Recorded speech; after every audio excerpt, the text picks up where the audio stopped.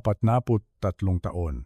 43 Pasko na kaming magkasama ng asawa ko. Akala ko, narinig ko na ang lahat.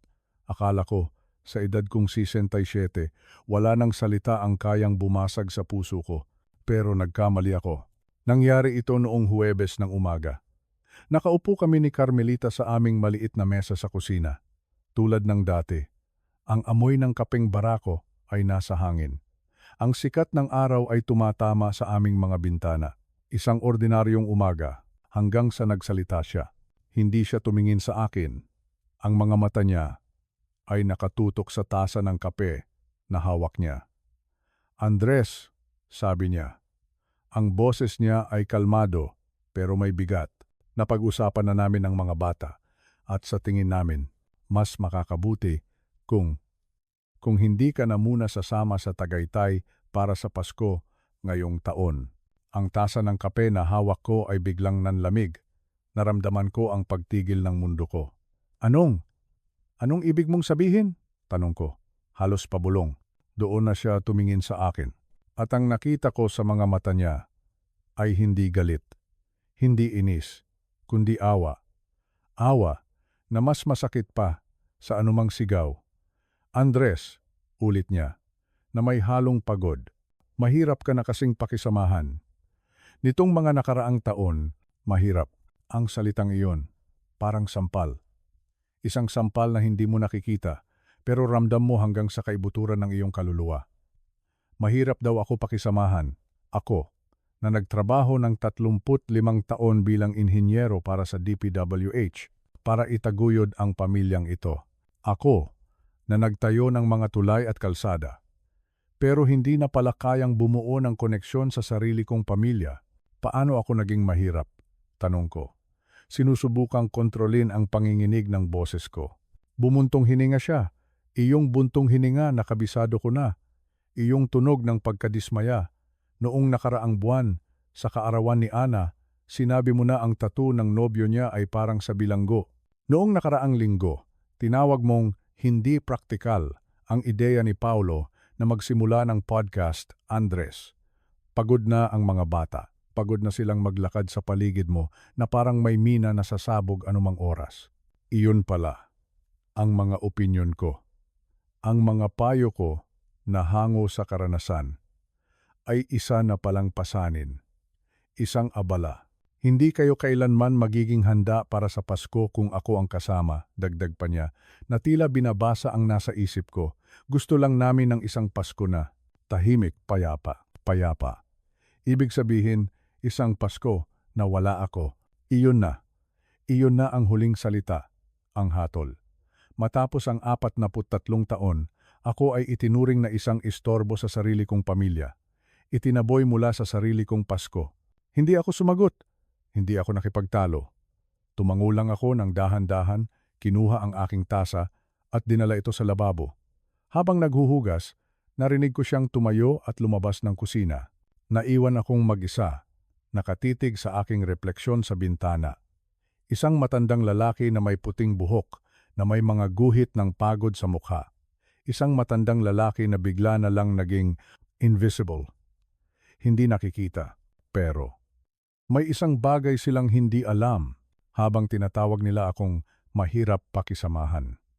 Habang iniisip nilang ako ay isang matandang laos na walang ginawa kundi magbigay ng opinyon. Mayroon akong isang lihim na itinago ko sa loob ng 8 buwan. Isang lihim na binubuo ko sa bodega ko sa basement. Ang bodega. Iyon ang tanging lugar sa bahay na ito na sa akin pa, habang ang sala ay napuno ng mga palamuti ni Carmelita at ang mga kwarto ay pag-aari na ng mga alaala ng mga anak ko. Ang bodega ay nanatiling aking mundo. Puno ng mga gamit ko, mga plano, mga lumang blueprints, at ang bago kong computer. Para sa kanila, ako ay si Lolo Andres na naglalaro lang sa computer. Nag-aaral mag-code si Lolo, biro pa ni Paulo minsan. Iristo, hindi nila alam na ang laro-laro ko sa computer ay isang komplikadong software, isang platform na babago sa buong industriya ng konstruksyon, isang solusyon sa problema na 40 taon kong pinag-aralan. At ang pinakamahalaga sa lahat, ang hindi nila alam, ay habang sinasabi sa akin ni Carmelita na huwag nang sumama sa Pasko, palihim kong tinatapos ang mga papeles kasama ng mga abogado ko. Isang kasunduan na magbebenta sa aking laro-laro sa isang malaking kumpanya na tinatawag na Apex Ventures. Isang kasunduan na nagkakahalaga ng 500 milyong piso. Oo, 500 milyon. Kaya noong araw na iyon, hindi ako nakipagtalo. Hinayaan ko silang isipin na talunan ako. Hinayaan ko silang itaboy ako dahil alam ko ang isang bagay na hindi nila alam. Alam ko na ang anunsyo ng deal ay nakatakdang ilabas sa publiko sa isang partikular na petsa. Disyembre 16, isang araw pagkatapos ng Pasko, kaya't hinayaan ko silang umalis. Pinanood ko si Carmelita na mag-impake ng mga gamit niya noong ika-23 ng Disyembre. Nakinig ako sa mga tawag ng mga anak ko na puno ng awkward na katahimikan noong Christmas Eve. At sa mismong araw ng Pasko, habang sila ay nagtatawanan sa malamig na hangin ng Tagaytay, ako ay nasa aking bodega, mag-isa, kumakain ng hamon at keso de bola, tahimik, payapa, at naghihintay. Naghihintay sa pagpatak ng hating gabi at eksakto sa pagpatak ng 12:01 ng madaling araw.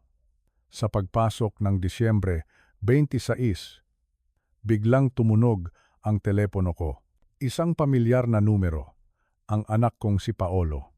Hindi nila alam na ang Pasko na winasak nila ay ang Pasko rin na babago sa kanilang buhay magpakailanman. At ang tawag na iyon ang simula ng lahat.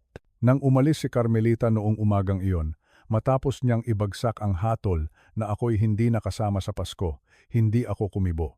Narinig ko ang pagsara ng pinto, ang tunog ng makina ng kotse na papalayo, at pagkatapos katahimikan. Isang katahimikan na masakit na parang bumabalot sa buong bahay. Ang bahay na itinayo ko, na pinuno namin ng mga pangarap at alaala, ay tila naging isang malaking espasyo na puno ng wala, para akong multo sa sarili kong tahanan. Ang bawat sulok ay may bakas ni Carmelita, ng kanyang mga halaman, ng kanyang mga libro, ng kanyang mga patakaran. Ang sala ay ayon sa kanyang panlasa, ang kusina ay gumagalaw ayon sa kanyang ritmo. Sa loob ng maraming taon, dahan-dahan kong isinuko ang bawat teritoryo.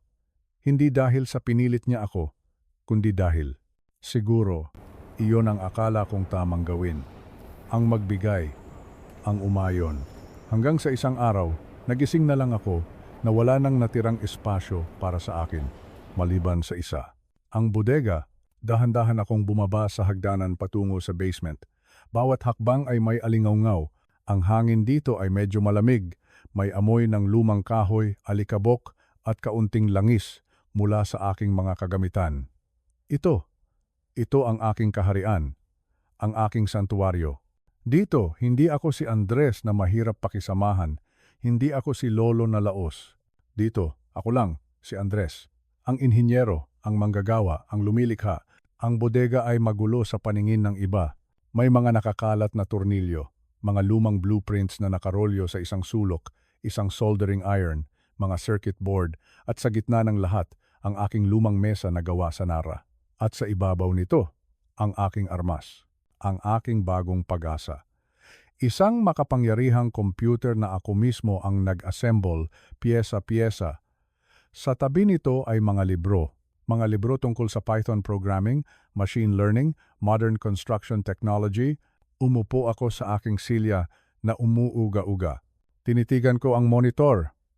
Dito, sa loob ng 8 buwan, palihim kong ibinuhos ang lahat ng aking oras, ang lahat ng natitira kong enerhiya. Nagsimula ito noong Marso sa isang retirement party. Isang party para sa isang kasamahan sa DPWH. Doon ko muling nakausap ang dati kong kaibigan, si David Lim. Si David, pagkatapos magretiro, ay naging consultant. Nakikipag-ugnayan siya sa mga tech startup, tinutulungan sila sa mga proyektong pang-infrastruktura. Habang umiinom kami ng serbesa, may nabanggit siya na bumasag sa aking mapayapang pagre-retiro. Andres, Sabi niya, ang pinakamalaking problema sa construction ngayon, alam mo ba kung ano? Koordinasyon. Grabe. May arkitekto, inhinyero, kontratista, supplier, lahat sila may sari-sariling sistema, sari-sariling software, sari-sariling sukat. Ang resulta, kalahati ng mga delay at sobrang gastos galing lang sa maling komunikasyon. Sayang ang pera, sayang ang oras. Tumango ako. Alam na alam ko ang sinasabi niya. 40 taon kong naging problema iyan. Araw-araw na sakit ng ulo. Kailangan ng isang universal platform, Dave, sabi ko. Isang bagay na kayang magsalin ng lahat ng impormasyon mula sa iba't ibang sistema, in real time. Eksakto, sabi niya, sabay tapik sa balikat ko. Baka AI-driven. Kayang makatipid ng bilyon-bilyong piso sa buong industriya. Pagkatapos ay nag-iba na ang usapan namin, napunta sa golf. Pero ako, hindi ko na maalis sa isip ko ang usapang iyon. Dahil may alam ako na hindi alam ni David, na halos walang sinuman ang nakakaalam. Noong dekada 90, habang ginagawa namin ang infrastruktura para sa MRT line, ako mismo ang gumawa ng isang sistema para sa koordinasyon. Simple lang iyon, walang computer. Puro papel, formularyo, at mahigpit na proseso. Pero gumana ito ng napakaganda. Ginawa nitong mas mabilis at mas mura ang proyekto. Ginamit pa nga ito ng ilang taon pagkatapos. Pero dahil analog, unti-unti itong nalimutan nang dumating ang mga bagong teknolohiya.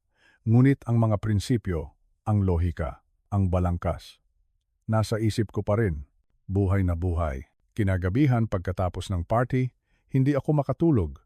Bumangon ako, pumunta sa bodega, at hinanap ang aking mga lumang kahon at nandoon sila. Ang mga luma kong notebook, puno ng mga diagram, mga flowchart, mga kalkulasyon, ang puso ng aking lumang sistema. At doon nagsimula ang lahat.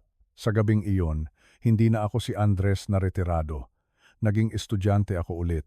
Sa edad na 67, bumili ako ng mga libro. Nanood ako ng daan-daang oras ng mga tutorial sa YouTube. Natuto akong mag-code sa Python. Pinag-aralan ko ang artificial intelligence. Tinuruan ko ang sarili ko. Iniisip ni Carmelita na naglalaro lang ako sa computer. Ano ba yung pinagkakaabalahan mo diyan, Andres? Baka masira ang mata mo, madalas niyang sabihin. Ang mga anak ko naman, tinatawanan ako. Si Papa, nagiging techie na, sabi ni Ana minsan sa telepono. Baka gumagawa na ng TikTok account yan, sagot naman ni Paulo. Hindi nila alam na habang sila'y abala sa kanilang mga buhay, sa kanilang mga modernong problema, ako, ang kanilang laos na ama, ay binubuhay ang isang ideya na mas malaki pa sa kanilang maiisip. Isinalin ko ang aking lumang sistema na gawa sa papel. Sa isang digital na wika, gabi-gabi, linya por linya ng code, dahan-dahan kong binubuo ang aking platform.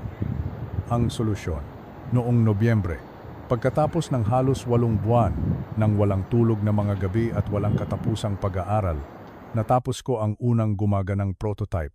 Hindi ito maganda tingnan. Ang interface ay simple lang, walang mga magagarang disenyo, pero ang mahalaga, gumagana ito. Kumuha ako ng mga lumang data mula sa mga nakaraang proyekto na mayroon pa akong access. Mga data na puno ng mga problema, mga delay, mga pagkakamali. Inilagay ko ang mga ito sa aking sistema at pinanood ko itong gumawa ng mahika. Ang mga resulta ay mas maganda pa sa inaasahan ko. Ang aking platform ay kayang bawasan ang oras para sa koordinasyon ng hanggang 60%. Kayang putulin ang gastos ng 40% at higit sa lahat, nahuhuli nito ang mga potensyal na pagkakamali bago pa man ito mangyari at maging isang magastos na problema. Nakatitig ako sa screen, hindi makapaniwala. Ito ang bunga ng lahat ng aking pinaghirapan. Isang patunay na ang karanasan ay hindi naluluma, na ang kaalaman ay walang edad. Pero kailangan ko ng pangalawang opinyon. Kailangan ko ng isang taong makakaintindi talaga sa ginawa ko. Isang tao mula sa labas ng aking pamilya, si David Lim. Tinawagan ko siya. Sabi ko, Dave, pwede ba tayong magkape? May gusto lang akong ipakita sa iyo. Isang maliit na bagay na pinagkakaabalahan ko. Nagkita kami sa isang coffee shop sa Makati. Dala ko ang aking laptop. Pagkatapos ng kaunting kamustahan, Binuksan ko ito. Naaalala mo ba yung pinag-usapan natin sa party? Tungkol sa coordination problem? Tanong ko. Oo naman, sabi niya. Sakit pa rin sa ulo. Yan ng lahat. Well, sabi ko, gumawa ako ng isang bagay. Ipinakita ko sa kanya ang platform. Ipinakita ko kung paano ito gumagana. Nag-input ako ng sample data at ipinakita ko ang mga resulta. Sa unang minuto, nakikinig lang siya. Sa ikalawang minuto, tumigil siya sa pag-inom ng kape. Sa ikatlong minuto, lumapit siya sa laptop, ang kanyang mga mata ay nanlalaki. Sa ikaapat at ikalimang minuto, hindi na siya nagsalita. Nakatitig lang siya sa screen, ang kanyang bibig ay bahagyang nakabukas. Pagkatapos, dahan-dahan siyang sumandal sa kanyang upuan. Tumingin siya sa akin, pero ang tingin niya ngayon ay iba na. Hindi na ito ang tingin sa isang matandang kaibigan. Ito ay isang tingin ng pagkamangha, ng hindi makapaniwala. Para bang nakakita siya ng isang taong hindi niya kilala. Andres, sabi niya. Ang boses niya ay mahina at seryoso. Naiintindihan mo ba kung ano ito? Nagkibit balikat ako. Isang coordination platform. Umiling siya. Hindi, Andres. Hindi lang ito isang platform. Huminga siya ng malalim. Ito ay isang bilyong pisong ideya. Ito ay isang game changer. Ito ang magbabago sa buong industriya. Tinitigan niya ako ng diretso sa mata. Gaano mo katagal ginawa ito? Mga 8 buwan. Siguro? Sagot ko. Tumawa siya. Pero hindi ito isang normal na tawa. Ito ay tawa ng isang taong nabigla. Halos walang hininga. 8 buwan? Ginawa mo ito. Sa loob ng 8 buwan. Mag-isa? Hindi naman ganoon kakomplikado, sabi ko. Ang mga pangunahing prinsipyo ay matatag na. Kailangan ko lang itong isalin sa modernong teknolohiya. Sumandal muli si David na pailing-iling. Andres, may mga kakilala ako, mga venture capitalist, mga tech investor. Pwede ko bang ipakita ito sa kanila? Seryosong mga tao ito. Ano pa ba ang mawawala sa akin? Para sa pamilya ko, isa lang akong matandang walang ginagawa. Sige, sabi ko. Bakit hindi? Ang mga sumunod na 3 linggo ay parang isang ipo-ipo. Mabilis kumilos si David. Ikinonekta niya ako sa isang kumpanya na tinatawag na Apex Ventures na nakabase sa BGC. Nag-specialize sila sa construction technology at sila ay interesado, sobrang interesado. Nagkaroon kami ng mga meeting, mga Zoom call. Nagtanong sila ng mga teknikal na katanungan, mga katanungan tungkol sa negosyo, tungkol sa merkado. Sinagot ko silang lahat. 40 taon ako sa industriyang ito. Mas kilala ko ang merkado kaysa sa mga taong kalahati ng edad ko. Gusto nilang ituloy. Gusto nilang mag-invest. Pero higit pa doon, gusto nilang bilhin ang teknolohiya ng buo. Inalok nila akong bilhin ang platform, kunin ako bilang Chief Technical Advisor at pabilisin ang development. Ang numerong binanggit nila ay nagpahilo sa akin. 500 milyong piso, 500 million pesos. Para sa paunang buyout. At may dagdag pa kung maabot ang mga target, posibleng umabot ng 1 bilyong piso sa loob ng 5 taon. Nakatulala ako sa mga abogado sa meeting na iyon. Hindi ako makapagsalita. 500 milyon para sa isang bagay na ginawa ko sa aking bodega, para sa isang bagay na tinawanan ng aking mga anak. Hindi ko sinabi kay Carmelita. Hindi ko sinabi sa mga bata. Paano ko sasabihin? Hoy, natatandaan niyo ba? Na tingin nyo sa akin ay laos na at mahirap pakisamahan? Well, gumawa lang ako ng isang bagay na nagkakahalaga ng 250 bilyong piso. Sigurado, iisipin nilang nababaliw na ako. Kaya nanahimik ako. Nakipag-ugnayan ako sa mga abogado. Pumirma ako sa mga paunang papeles. Isinaayos namin ang deal. Ang lahat ay magiging pinal at opisyal. At iaanunsyo sa publiko sa isang napaka-espesyal na araw. Disyembre 26. Araw pagkatapos ng Pasko, ang kabalintunaan ay hindi nawala sa akin. Habang itinataboy nila ako sa kanilang Pasko, ako naman ay naghahanda para sa pinakamalaking pagbabago sa buhay ko. At iyon ang nagdala sa akin sa araw ng Pasko, mag-isa. Dumating ang Pasko. Noong 23 ng Disyembre, umalis si Carmelita papuntang Tagaytay. Nag-iwan siya ng mga bagahe para sa aming dalawa. Kahit alam naming hindi ako susunod, baka lang magbago ang isip mo, sabi niya. Pero alam naming pareho na hindi mangyayari iyon. Hindi ako pupunta sa isang lugar kung saan hindi ako imbitado. Lalo na sa sarili kong Pasko ng pamilya. Tumawag si Paulo noong Christmas Eve. Pa, Merry Christmas po. Okay lang po kayo dyan? Ang boses niya ay may halong pagkailang. Okay lang ako, anak. Merry Christmas. Magsaya kayo dyan. Sabi ni Mama, nag-decide daw po kayong hindi sumama. Nag-decide, iyon pala ang tingin nila. Na desisyon ko ito, hindi ko na siya itinama. Oo, sabi ko na lang, pagod na ako. Nagkaroon ng mahabang katahimikan. Sige po, pa. Baka sa susunod na taon na lang po, no? Baka nga, sagot ko. Pagkatapos naming mag-usap, umupo ako sa sala. May hawak akong isang baso ng scotch. Ang bahay ay pinalamutian. Pinilit ni Carmelita na maglagay ng Christmas tree, ng mga ilaw, ng parol, kahit na ako lang ang maiiwan dito. Para itong isang museum exhibit, tradisyonal na Paskong Pilipino, circa 2024. Nakakagulat. Pero hindi ako galit. Akala ko magagalit ako. Akala ko mapupuno ako ng hinanakit. Pero habang nakaupo ako roon, sa katahimikan ng aking tahanan, ang naramdaman ko ay kalmado. Payapa, sa unang pagkakataon sa loob ng maraming buwan, walang nadidismaya sa akin, walang bumubuntong hininga kapag nagsasalita ako. Walang nagpapalitan ng tingin kapag nagbibigay ako ng opinyon. Ako lang, ang aking mga iniisip, at ang mahinang ugong ng refrigerator. Bumalik ako sa aking bodega.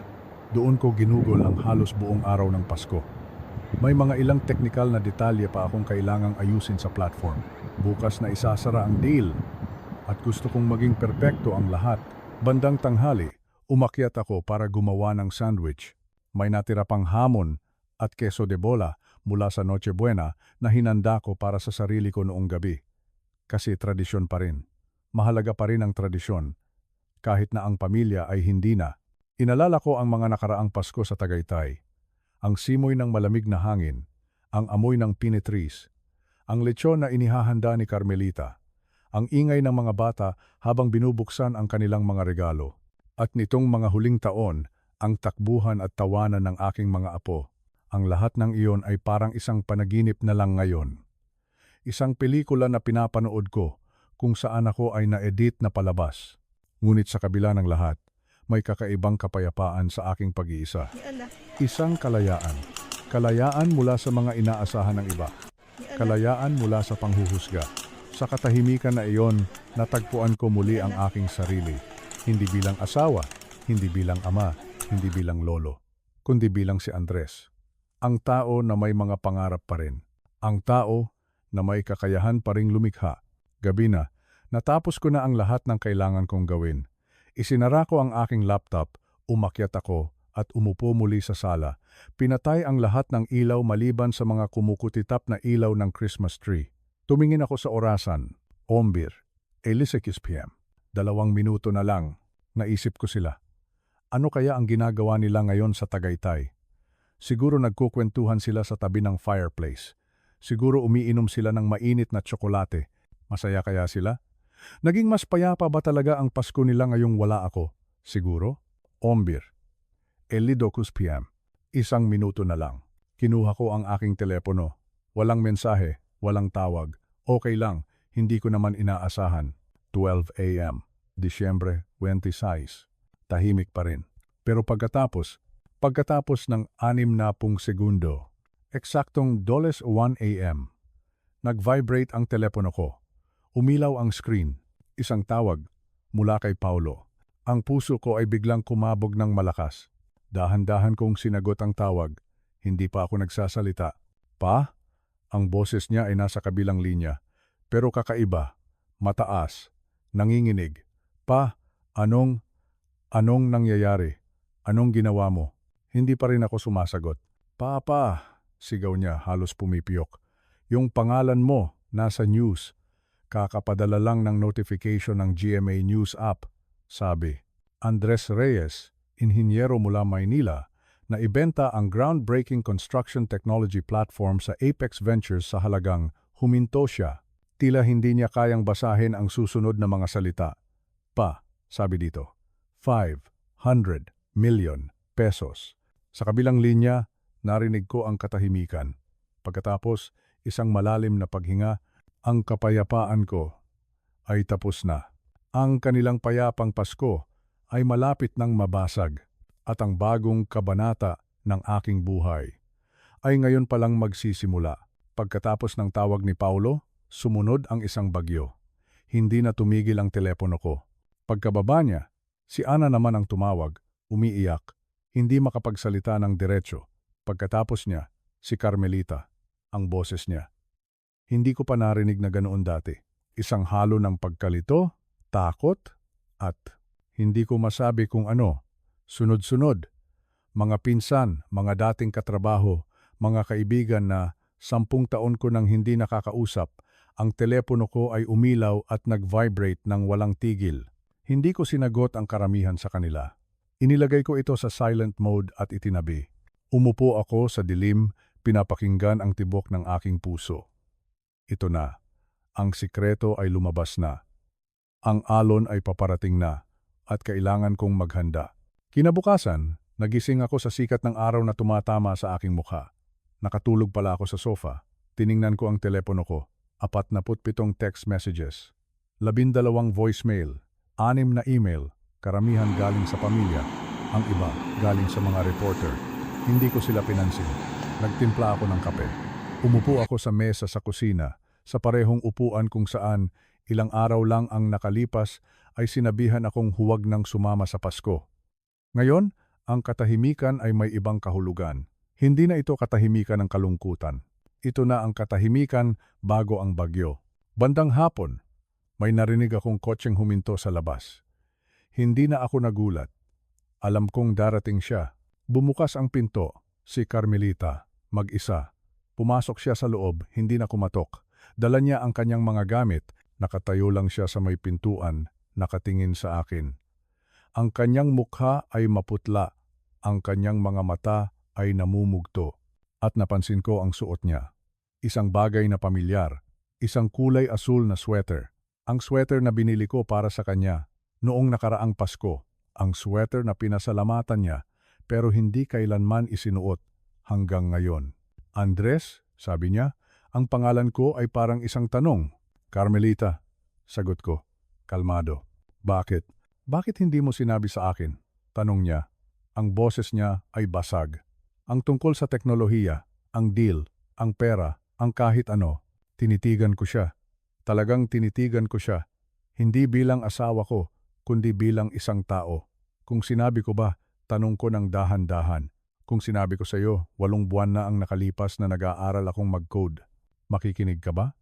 O iisipin mo lang na isa na namang phase ito ng isang matandang nagkakaroon ng late life crisis? Nagbukas ang kanyang bibig para sumagot, pero isinara niya rin ito dahil alam niya ang sagot. Kailan ba ang huling beses na may nagtanong sa akin sa pamilyang ito kung ano ang pinagkakaabalahan ko? Patuloy ko. Kailan ba ang huling beses na may nagtanong sa akin ng opinyon at talagang pinakinggan ito? Hindi lang para hintayin akong matapos para makapagsalita sila. Hindi yan totoo, sabi niya, pero mahina ang kanyang boses. Totoo yan, Carmelita, at alam mo yan. Gusto niyo ng isang Andres na tahimik, isang Andres na tumatango na lang, isang Andres na nakangiti sa mga family picture, pero ayaw niyo na sa Andres na may sariling isip, na may mga ideya, na may mga opinyon na iba sa inyo. Itinuring niyo akong isang kasangkapan na naluma na, isang bagay na itatabi na lang sa bodega. Umupo siya sa silya sa tapat ko, ang parehong silya, ang parehong mesa. Pero ang mundo sa pagitan namin ay nagbago na.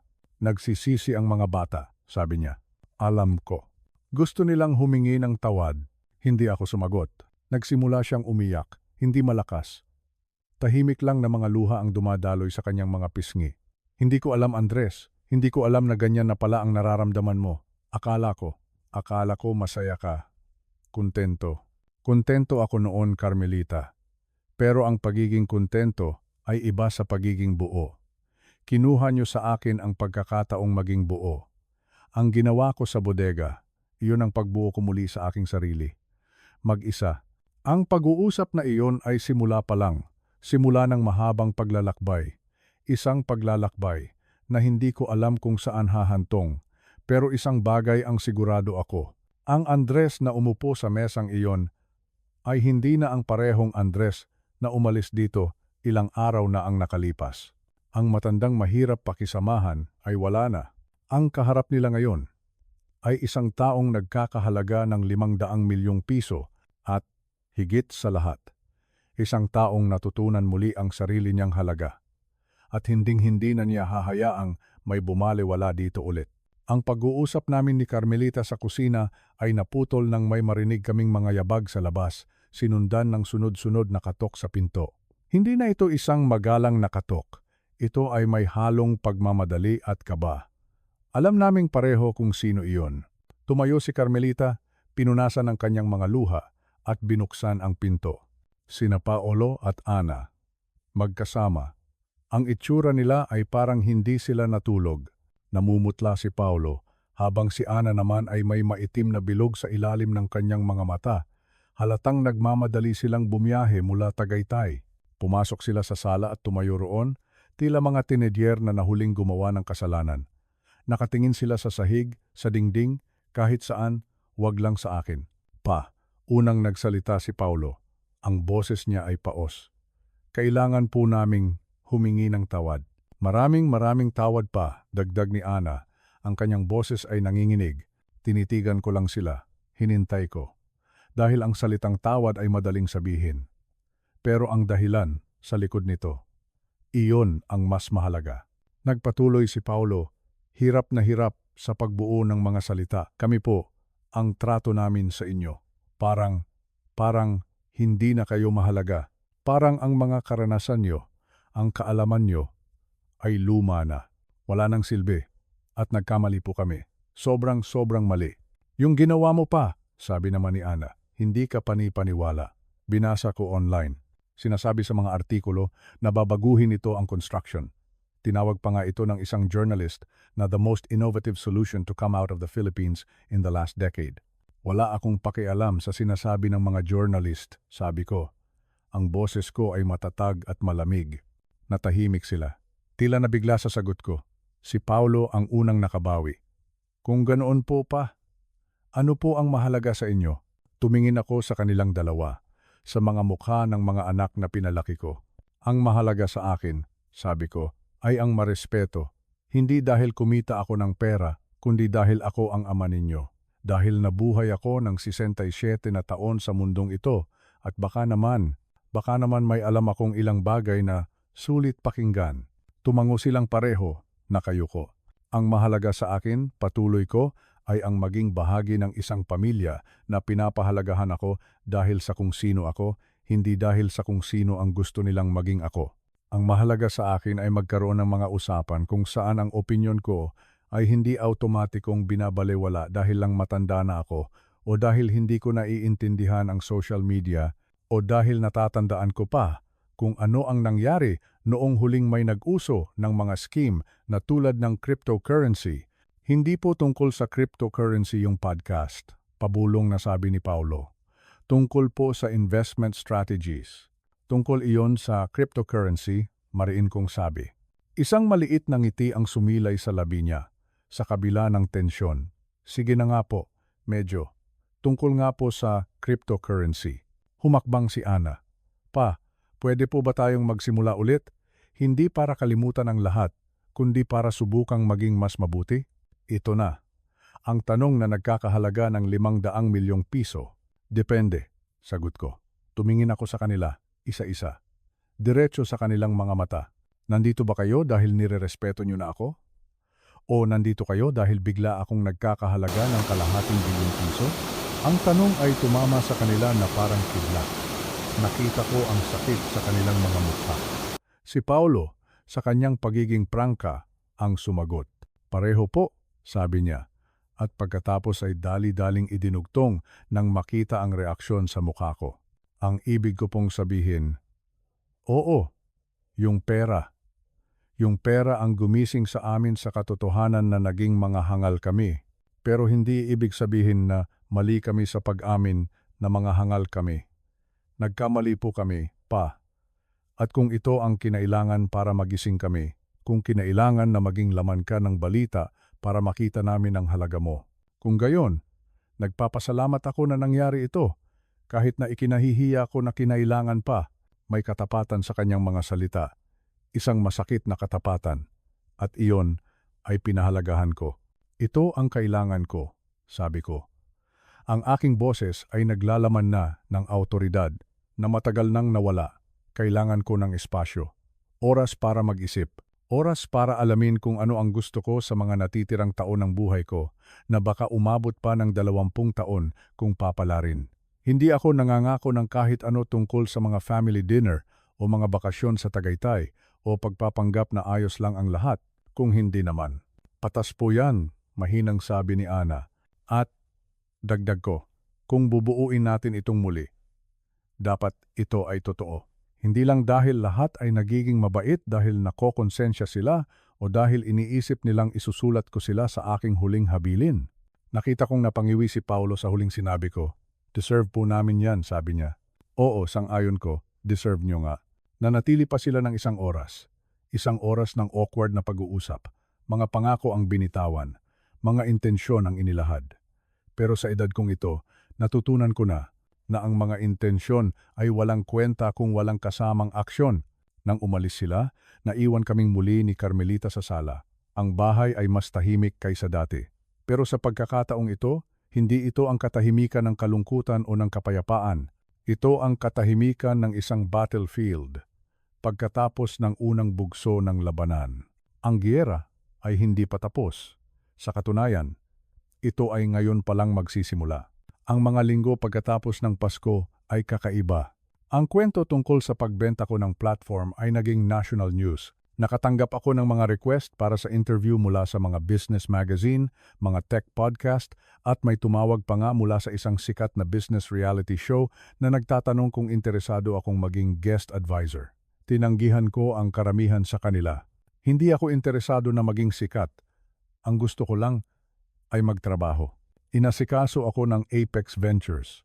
Binigyan nila ako ng opisina sa kanilang headquarters sa BGC. Walang magarbong kagamitan, isang simpleng espasyo lang kung saan pwede kong makilala ang kanilang development team. Kumuha sila ng 12 inhinyero para palawakin ang platform at gusto nilang kasama ako sa lahat ng mahahalagang desisyon. Ito ay nagbigay buhay sa akin. Sa unang pagkakataon sa loob ng maraming taon, marahil dekada, naramdaman kong buhay ako.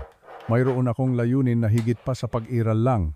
Higit pa sa pagiging asawa, o ama, o isang retiradong inhinyero. Ako ay muling lumilikha. Muli akong nagtatayo. Ang mga meeting sa Apex ay kabaliktaran ng mga family dinner namin. Dito, kapag nagsasalita ako, lahat ay nakikinig, hindi dahil sa pera, kundi dahil sa aking karanasan. Ang aking 40 taon sa industriya ay hindi isang bagay na dapat ikahiya, kundi isang asset. Ang aking mga opinyon ay hindi pagiging mahirap pakisamahan, kundi expert insights. Ang aking mga kwento tungkol sa mga lumang proyekto ay hindi pa ulit-ulit na kwento ni Lolo, kundi mahahalagang case studies. Dito, ako ay nakikita. Dito, ako ay may halaga. Habang ako ay naglalakbay pabalik sa aking profesional na sarili, si Carmelita naman ay nagsimula ng kanyang sariling paglalakbay. Isang araw, nilapitan niya ako. Andres, sabi niya, nag-isip-isip ako. Siguro, kailangan natin ng tulong. Para sa ating dalawa. Nagulat ako. Ideya niya na magsimula kaming mag-therapy. Tuwing Huwebes ng gabi, umuupo kami sa opisina ni Dr. Santos, isang marriage counselor na nasa mga 50 anyos. Doon, sa loob ng isang oras bawat linggo, sinusubukan naming kalasin ang 43 taon ng pagsasama. Sinusuri namin ang mga magagandang bahagi at ang mga sirang bahagi ng may pantay na pagsisiyasat. Andres, kailan ka unang nakaramdam na hindi ka na pinakikinggan? Tanong sa akin ni Dr. Santos sa isang session. Nag-isip ako. Hindi ito nangyari ng biglaan. Dahan-dahan. Sagot ko. Siguro, mga 10 taon na ang nakalipas. Malalaki na ang mga bata. May sarili ng mga buhay. Si Carmelita, naging mas abala sa kanyang mga aktibidad. Nagtatrabaho pa ako noon, pero naging routine na lang ang lahat. Sa tingin ko, tumigil na silang lahat na tingnan ako bilang isang taong. Lumalago pa, nagbabago pa. Naging isang fixed figure na lang ako sa isip nila. Si Papa, si Andres. Isang estatwa sa bahay na laging nandoon, pero hindi na talaga pinapansin. At ano ang naramdaman mo dahil doon? Huminga ako ng malalim. Parang unti-unting namamatay. Parang binubura ka, isang usapan sa bawat pagkakataon. Sa tabi ko, umiiyak na naman si Carmelita. Madalas na siyang umiyak sa therapy. Hindi ko alam, sabi niya sa pagitan ng mga hikbi. Hindi ko alam. Akala ko masaya ka, kontento. Akala ko rin, sagot ko. Noong una, pero ang pagiging kontento ay hindi pareho sa pagiging buo. Dahan-dahan, sa bawat session, natututunan naming mag-usap muli. Hindi bilang 2 taong nakatira sa iisang bubong, kundi bilang 2 individual na may sariling sakit at pangangailangan. Nalaman ko ang tungkol sa kanyang mga takot. Ang takot na maiwang mag-isa habang ang mga anak ay may sariling pamilya na. Ang takot na ang kanyang pagiging ina ay wala ng silbi. Nalaman niya ang tungkol sa aking pakiramdam ng pagiging invisible, ang aking pangangailangan na maramdamang may silbi pa ako. Hindi ito madali. May mga sigawan, may mga araw na uuwi kaming hindi nag-iimikan, pero hindi kami tumigil. Dahil sa unang pagkakataon sa loob ng 1 dekada, kami ay nag-uusap. Totoong nag-uusap. Kasabay nito, ang aking mga anak ay gumagawa ng kanilang sariling mga hakbang. Hindi na sila tumatawag para lang mga musta. Sila ay nagtatanong, mga totoong tanong. Pa, kamusta yung meeting niyo sa Apex? Tanong ni Paolo isang araw. Pa, may nabasa akong artikulo tungkol sa AI ethics. Ano po sa tingin niyo? Tanong naman ni Ana. Ang kanilang mga tanong ay mga maliliit na tulay. Mga tulay na dahan-dahan nilang itinatayo pabalik sa akin. At ako, na isang tagapagtayo ng tulay sa buong buhay ko, ay nagsimulang maglakad sa mga ito, dahan-dahan. Maingat. Ang paghilom ay hindi isang mabilis na proseso. Ito ay mabagal, ito ay masakit, at nangangailangan ito ng trabaho. Parehong trabaho mula sa akin at mula sa kanila. Ang bagong kabanata ay nagsimula na. Ngunit ang landas sa unahan ay malabo pa at hindi ko alam kung ang mga tulay na itinatayo namin ay sapat na ba para pagdugtungin ang napakalaking agwat na namagitan sa amin. Isang hapon noong Pebrero, dumating si Paulo sa opisina ko sa Apex. Hindi siya nagpasabi. May dala siyang isang folder na puno ng mga papel. Pa, may oras po ba kayo? Tanong niya. Para sa'yo, laging may oras. Sagot ko. Kahit na marami akong ginagawa, umupo siya sa tapat ng aking mesa. Inilatag niya ang mga papel. May business proposal po ako. Ang unang reaksyon ko ay tanggihan. Ang protektahan ang aking ginawa. Ang ilayo ito sa mga komplikasyon ng pamilya, pero pagkatapos, naalala ko ang sinabi ko sa kanya. Ang mga intensyon ay walang kwenta kung walang kasamang aksyon. Ito na. Ito na ang kanyang aksyon. Sige, tingnan natin, yang proposal mo, sabi ko. Habang ipinapaliwanag niya ang kanyang ideya, nakita ko ang isang Paulo na matagal ko nang hindi nakikita. Hindi ang Paulo na bigo sa marketing, kundi ang Paulo na matalino, malikhain at may tunay na talento sa pag-unawa sa merkado. Ang kanyang proposal, pagsamahin ang kanyang marketing expertise at ang aking platform para lumikha ng isang kumpletong solusyon para sa mga construction firm. Hindi lang koordinasyon, kundi pati na rin ang client communication, project visualization at branding. Maganda ang kanyang proposal. Magandang maganda. Pinag-aralan niya ito. Nakahanap siya ng mga butas sa merkado.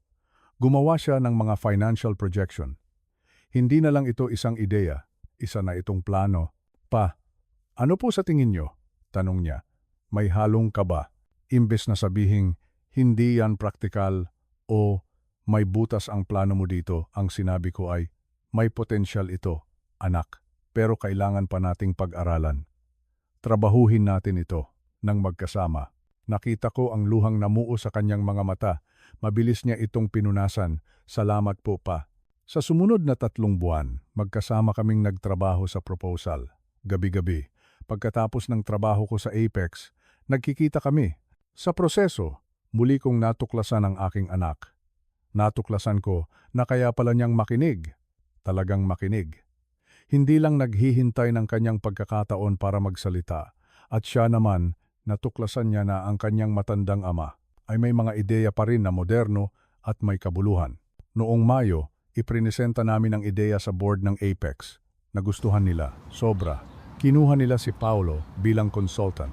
At pagsapit ng Hulyo, siya na ang namumuno sa marketing division para sa expansion ng platform sa residential construction market. Sa unang pagkakataon, sa loob ng maraming taon, nakita kong muli ang ningning sa mga mata ng aking anak. Ang ningning ng pagkakaroon ng layunin. Si Ana naman ay iba ang naging diskarte. Hindi pera ang habol niya. Isang araw, lumapit siya sa akin. Pa, pwede ko po bang dalhin ang aking social work perspective sa platform? Tanong niya. Gusto kong pag-aralan kung paano nakakaapekto ang mga construction project sa mga komunidad, lalo na sa mga mahihirap na pamilya. Gusto kong siguraduhin na ang teknolohiya ay nagsisilbi sa mga tao, hindi lang sa kita. Ang kanyang ideya ay napakaganda. Gumawa kami ng isang advisory board para sa social impact at si Ana ang ginawa naming chairperson. Ang kanyang mga pananaw tungkol sa community engagement ay nagpabago sa aming diskarte sa mga proyekto. At si Carmelita, nag-enroll siya sa mga computer class. Gusto kong maintindihan kung ano yung ginagawa mo sa bodega sa loob ng maraming buwan, sabi niya. Hindi siya kailanman magiging isang programmer. Pero natuto siya ng sapat para magkaroon kami ng mga matalinong usapan tungkol sa aking trabaho. Pero ang mas mahalaga, nagsimula siyang magtanong muli. Mga totoong tanong, mga interesadong tanong. Yung tipo ng tanong na nagpapalagay na ang taong kausap mo ay baka may alam na hindi mo alam. Andres, paano ba gumagana yung machine learning na yan? Andres, ano sa tingin mo ang susunod na malaking pagbabago sa teknolohiya? Ang mga tanong na iyon ay musika sa aking pandinig. Ang aming pamilya ay parang isang lumang bahay na nasira ng bagyo. Ngayon, dahan-dahan namin itong itinatayo muli. Piyesa-piyesa, pako sa bawat pako. Ang pundasyon ay basag pa. May mga butas pa sa bubong. Pero sa unang pagkakataon, sa loob ng mahabang panahon, may ilaw nang pumapasok sa loob. Ang mga tulay ay itinatayo. At sa pagkakataong ito, hindi lang ako ang nag-iisang inhinyero. Lahat kami ay nagtatrabaho, magkakasama. 1 taon. 1 taon ang lumipas. Muli, Pasko na naman. At sa pagkakataong ito, ako ay nasa Tagaytay. Ang hangin ay kasing lamig ng dati. Ang amoy ng pine trees ay naroon pa rin. Ang mga ilaw ng Pasko ay kumukutitap sa bawat bahay na aming madaanan. Pero ngayong taon, iba ang lahat. Hindi perpekto. Hindi parang isang mahika na binura ang lahat ng sakit. Pero iba sa paraan na mahalaga. Nasa rest house kami ng pamilya. Lahat kami. Si Carmelita, abala sa pag-aayos ng mesa para sa Noche Buena. Si Ana, kasama ang kanyang nobyo na may tattoo, na ngayon ay tinatawag ko ng hiho. Nalaman kong isa pala siyang paramedic, isang mabuting tao, praktikal at matatag. Si Paulo, kasama ang kanyang bagong nobya, isang arkitekto na narinig na pala ang tungkol sa aking platform at sabik na makipag-usap sa akin tungkol sa mga praktikal na aplikasyon nito. Ang mga apo ko ay nagtatakbuhan sa paligid, ang kanilang mga tawa ay pumupuno sa buong bahay. Habang pinapanood ko silang lahat, may kung anong kumurot sa puso ko. 1 taon lang ang nakalipas sa parehong lugar na ito. Ako ay isang multo, isang alaala na ayaw nilang isama. Ngayon, narito ako. Hindi lang isang bisita, kundi isang haligi. Pagkatapos ng hapunan, habang ang iba ay nagkakape at nagkukwentuhan sa sala, tinapik ako ni Paulo sa balikat. Pa, sabi niya, pwede po ba tayong lumabas saglit? Sumunod ako sa kanya sa deck. Ang lawa ng taal sa di kalayuan ay madilim at tahimik, Pero ang mga ilaw mula sa mga kabahayan sa paligid ay parang mga bituin na nahulog sa lupa. Ang aming mga hininga ay nagiging singaw sa malamig na hangin. Sumandal kami sa rehas. Sa loob ng ilang sandali, walang nagsalita. Pa, sabi niya, bumasag sa katahimikan. May kailangan po akong sabihin sa inyo. Sige lang anak, huminga siya ng malalim. Noong nakaraang Pasko, noong sinabi ni Mama na huwag na kayong sumama. Ang totoo po, gumaan ang loob ko. Inamin niya, ang mga salita ay mahirap para sa kanya. Inisip ko na, magiging mas madali, mas tahimik, walang tensyon, walang komplikasyon. Tumigil siya. Tumingin siya sa akin, ang kanyang mga mata ay nagsisimulang mamasa. Pa, iyon na po ang pinakamasamang Pasko ng buhay ko. Paolo, hindi po pa, hayaan niyo po akong matapos. Tumingin siya sa lawa. Hindi lang dahil wala kayo doon, kundi dahil kami. Kami ang dahilan kung bakit wala kayo doon. At habang nandoon kami, sa buong panahon na iyon, paulit-ulit kong naiisip ang lahat ng mga nakaraang Pasko. Lahat ng mga pagkakataon na nagbigay kayo ng payo o nagbahagi ng opinyon at ang ginawa ko lang ay umirap o mag-iba ng usapan. Lahat ng mga pagkakataon na tinrato ko kayo na parang isang obligasyon na kailangan naming harapin, imbes na isang taong nagmamahal sa amin at gustong tumulong, umiiyak na siya ngayon. Ang aking anak, 42 taong gulang, umiiyak sa deck ng aming rest house. Yung platform? Pa, patuloy niya, kahanga-hanga po yun. Binago niyo ang buhay ko sa profesional at pinansyal na aspeto. Pero, hindi po iyon ang dahilan kung bakit ako nagsisisi.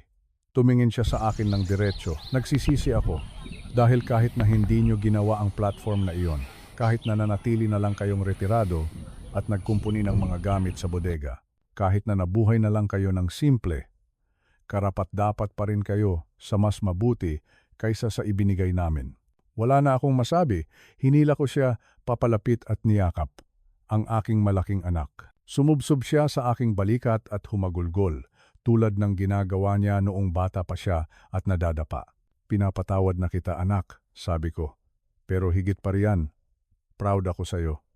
Dahil nakita mo ang pagkakamali mo. Dahil nagbabago ka. Dahil handa kang maging mas mabuti.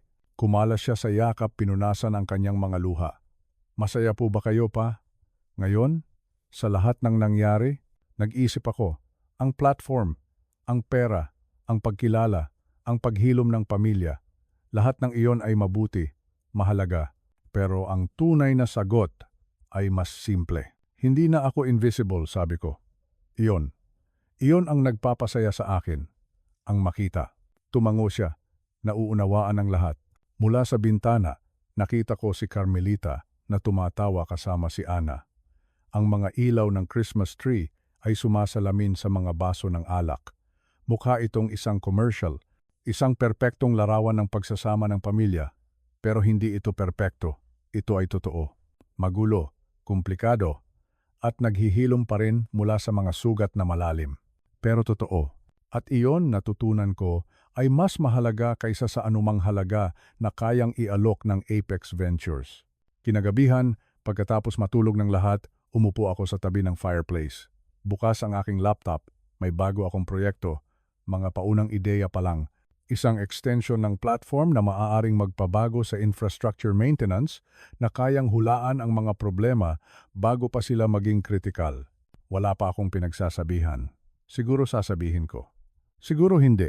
Pero sa pagkakataong ito, hindi dahil sa pakiramdam kong invisible ako, kundi dahil may natutunan akong mahalaga tungkol sa aking sarili sa loob ng nakaraang taon.